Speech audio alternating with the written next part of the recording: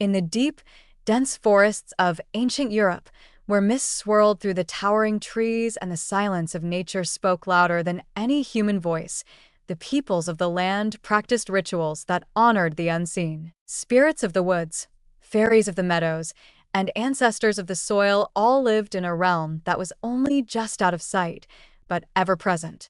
And in the heart of these old, sacred practices was honey, golden, sweet, and timeless. It was more than food.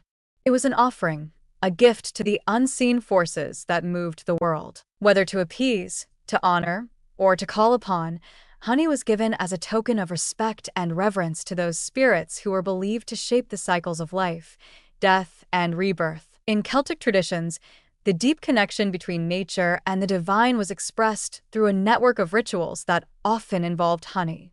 It wasn't just a food to be consumed. It was a bridge to the supernatural. Honey was left as an offering at sacred sites, in groves, near wells, or on altars where the gods might take it and bestow their blessings.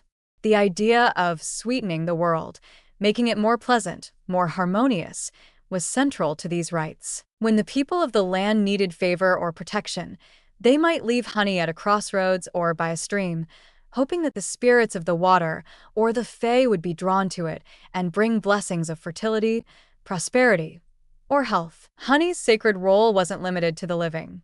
In the ancient belief systems of Europe, death wasn't an end but a transition. The dead were seen as intermediaries, their spirits still lingering in the world of the living. Honey, with its connection to life and sweetness, became an offering to the departed, to honor them and to ensure that they would have what they needed on their journey to the other side. It was said that honey placed on graves or left at burial mounds would appease the restless dead, offering them sustenance in the afterlife. This practice is especially seen in the Nordic and Slavic regions, where honey was sometimes buried with the dead, believed to protect them from dark spirits or from the harsh trials of the underworld. Honey was thought to hold the power to preserve not just bodies, but souls. It was a substance that symbolized the eternal, the undying. Its thick, viscous nature made it the perfect preservative for sacred foods or items meant to last beyond the cycles of time, whether in a sacred offering or in the preservation of a loved one's memory. In the deep forests of old Europe, honey also had a more mystical role. It was believed that the fairies, with their ethereal and often unpredictable nature, could be appeased with honey. These creatures, who dwelled just beyond the veil of the mortal world, were said to be capricious, either helping or hindering the lives of humans, depending on how they were treated. Honey, as both a sweet offering and a sacred gift, was often left to win the favor of these spirits. To leave honey in a forest clearing was to invite good fortune, to show respect for the ancient, unseen forces that governed the world. The ancient Greeks had a similar reverence for honey, associating it not just with gods, but with spirits, fae, and the underworld. Honey was often offered to Hermes, the god of travelers and the dead, in hopes that he would guide souls safely into the afterlife. It was also used in rituals that honored Hecate, the goddess of magic, witchcraft, and the moon. Her association with the liminal spaces, those between life and death, meant that honey, with its power to preserve, protect, and soothe, was an ideal offering. In these rites, honey wasn't just food. It was a substance that symbolized protection, sanctity, and divine favor. But beyond the spiritual, honey also served a very practical role in these ancient traditions. It was one of the few natural substances that could preserve both food and sacred items for long periods of time.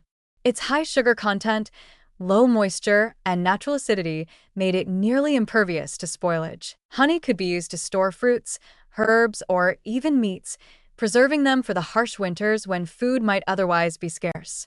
The fact that honey itself never spoils, it has been found in ancient tombs, still edible after thousands of years, only deepened its mystical aura. In a world where so much was fleeting, honey was seen as a symbol of endurance, a connection to something eternal. In pagan Europe, where the cycles of life and death were revered and understood as part of a greater, ongoing flow, honey represented more than just sweetness.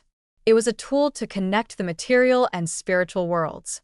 It was a way to honor the gods, appease the spirits, and remember the dead. And in a very real sense, it was a bridge between the living and the divine. Today, we may no longer leave honey at crossroads or place it on graves. Yet the essence of those old beliefs lingers in the ways we still value honey, for its purity, for its sweetness, and for its connection to something greater than ourselves. It is a reminder that even in the most ordinary, humble of foods, there can be magic, that the simplest offerings, made with respect and reverence, can transcend the material world and touch something eternal.